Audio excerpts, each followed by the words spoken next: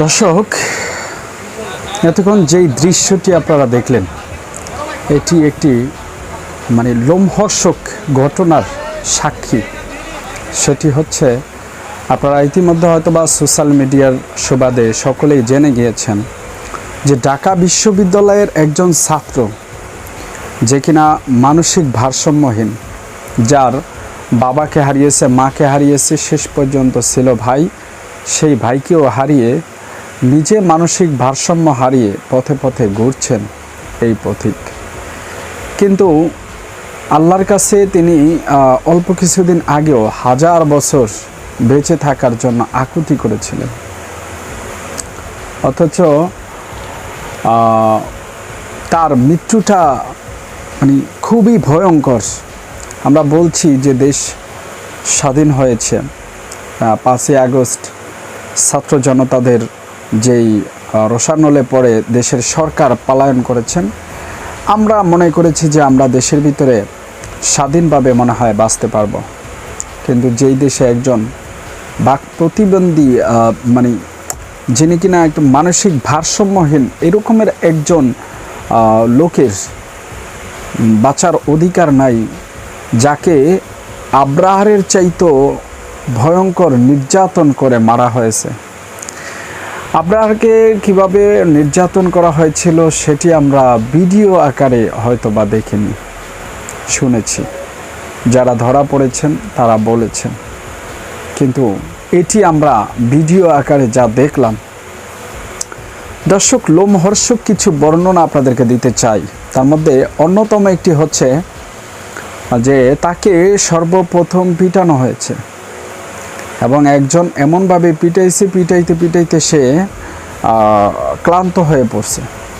ক্লান্ত হয়ে পড়ার পরে সে নিজে যে পিটাইছে সে ক্লান্ত হয়ে পড়ছে এবং তারপরে আরেকজন শুরু করছেন। এভাবে ধাপে ধাপে যখন এক পর্যায়ে এই মানসিক ভারসাম্যহীন ব্যক্তিটি যখন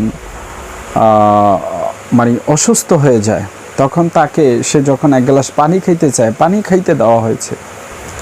আব্রাহারকে পানি খাইতে দেওয়া হয়নি, কিন্তু তাকে পানি খাইতে দেওয়া হয়েছে। তাকে আমরা দেখেছি যে ভাত খাইতে দেওয়া হয়েছে এবং কি নির্মমভাবে তাকে মারা হয়েছে। চিন্তা করেন যে তার হাত ফ্লোরের উপরে রেখে স্টাম্প দিয়ে দুইজনে দুই সাইড থেকে পাড়া দিয়ে ধরে উপর দিক থেকে চালায় আনিছে। শুধু তাই না, তার আঙ্গুলগুলো ভেঙে ফেলছে এবং আপনারা জানলে আরও অবাক হবেন যে তার লজ্জা স্থান সেটাকে থেতলে দিয়েছে। শুধু তাই না, এবং তার পায়ে আঙ্গুল দিয়ে, একটা জ্যান্ত মানুষের পায়ে আঙ্গুল দিয়ে পুড়িয়ে দিয়েছে, আবার সেখানে প্রহার করেছে। আসলে আপনাদের কাছে কেমন মনে হয় আমি জানি না, তবে এর চাইতে লোমহর্ষক মৃত্যুর বর্ণনা হইতে পারে সেটা ভাবিনি। যেই লোকটা খাওয়ার সময় জিজ্ঞাসা করেছিল খাবার কেমন হয়েছে, বলে আলহামদুলিল্লাহ ভালো হয়েছে।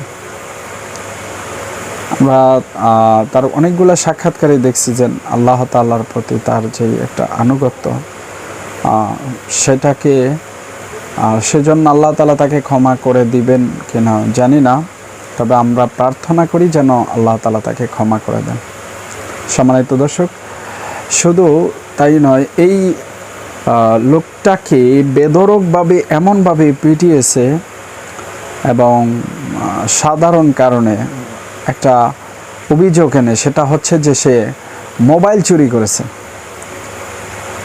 আশ্চর্যের ব্যাপার হলো যে একটা মোবাইল চুরি করার জন্য তাকে এভাবে না পিটিয়ে তার একটা হাতের কবজি কেটে দিল, কিন্তু সে বাঁচত। এবং তার মামাতো বোন সে বলেছিল যে আমি তার কাছে 35,000 টাকা দাবি করেছে, যে 35,000 টাকা দিয়ে তাকে নিয়ে যান। এখন রাত্র 11টা বাজে একটা মেয়ে কি করে কলেজে যাইতে পারে, যেখানে ছাত্র নামদারি কিছু পশু একজন মানুষকে পিটিয়ে মারতে চাইছে। সেখানে যদি একটা নারী থাকতো তাহলে তাকে কি করতো সেটা আমি বলার প্রয়োজন মনে করি না, আপনারা বুঝে নেবেন। শুধু তাই নয়, এই লোকটা ভাবির কাছ থেকে 2 লক্ষ টাকা মুক্তিপণ চেয়েছিল। আপনারা সকলেই জানেন যে ওনার ভাই একজন পুলিশ অফিসার ছিলেন এবং উনি একজন মানে বাবা মুক্তিযোদ্ধার সন্তান। শুধু তাই না, বরগুনা জেলার পাথরঘাটা থানার উনি একজন আওয়ামী লীগের নেতৃস্থানীয় ব্যক্তি ছিলেন যখন তিনি সুস্থ ছিলেন।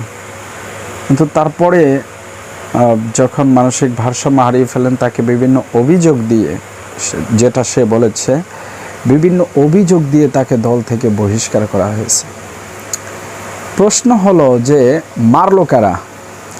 দর্শক, তাকে যারা মেরেছে তারাও কিন্তু আওয়ামী লীগ, ছাত্রলীগ, আর সেও ছাত্রলীগ করতো, কিন্তু তাকে ছাত্রলীগের মানে যখন আবরারকে মেরেছিল তাও কিন্তু ছাত্রলীগ, আবার এই যে লোকটাকে মারলো তাও ছাত্রলীগ। ছাত্রলীগ এমন হয় কেন? এই প্রশ্নটা আপনাদের কাছে রেখেই আজকের মতো